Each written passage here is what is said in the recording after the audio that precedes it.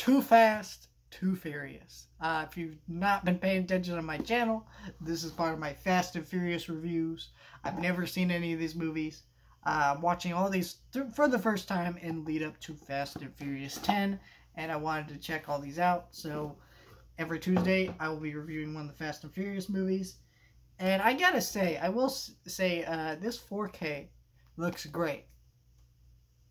You know what's not great? This movie.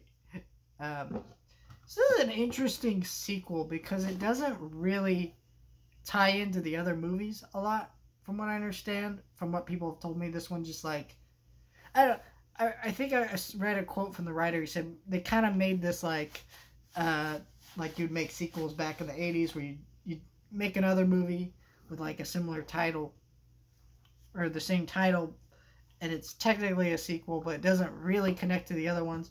And there's some cast members, like this guy right here.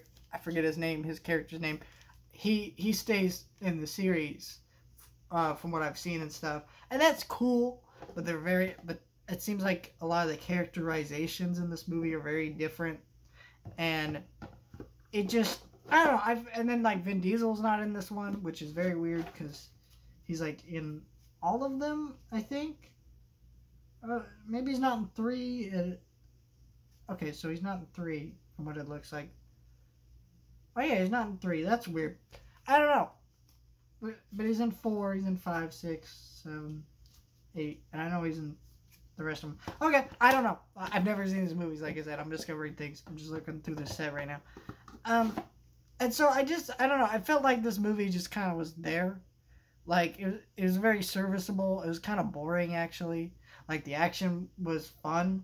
But it also wasn't as good as it was in the first movie, where, like, in the first movie, it's a lot of in-camera cool action, where, like, even though I'm not, like, super into it, I'm like, okay, I can appreciate the craft of what's going on here. This movie, there's definitely some in-camera stuff and some cool action, but not as much. It just didn't really look very good, and it wasn't very slick, and it was just like, it was just a boring movie. I didn't really care about any of the characters or anything that was really happening. It just kind of happened, went along, and did its thing. And it just felt like, alright, we needed a sequel. I could be wrong, but maybe this is the one that I heard that they made during a writer's strike. Could be completely wrong about that, but you know what I mean? Like, I don't know. I think this movie's weird and just did not need to happen. Very odd movie. But yeah, let me know your thoughts. Like, share, and subscribe. And let me know what your favorite Fast and Furious movie is down in the comments. Yeah, and any little facts about the franchise that don't actually spoil any of the movies, let me know down below, because I'm just curious with this movie and this franchise. I don't really know anything about it. You know, I hear it gets pretty wild in the sequels, but I don't know. We'll see. Let me know your thoughts, like, share, and subscribe, and I'll see you guys next time.